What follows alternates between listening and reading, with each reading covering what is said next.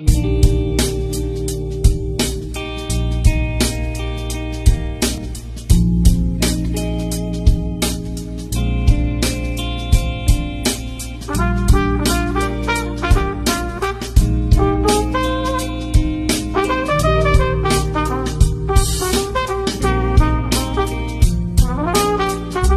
خوبی؟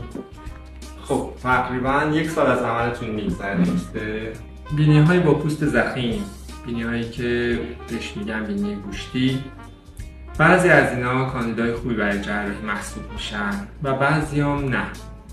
این رو ما بیشتر با معاینه‌ای که در مطب انجام میدیم متوجه میشیم، چون باید جنس پوست رو ببینیم، قوامش رو ببینیم، جنس غضروف رو ببینیم، سایر قسمت‌های بینی بررسی بشه، سوراخ‌های بینی باید بررسی بشه و جمعاً میتونیم به نتیجه برسیم که یک بینی گوشتی کاندیدای خوبی برای جراحی هست یا خیر.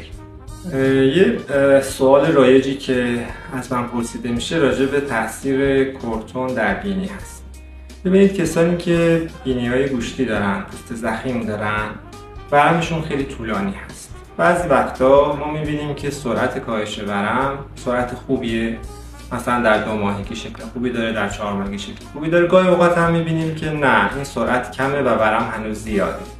برای این دسته از مراجعینمون تزریق کورتون پیشنهاد میشه.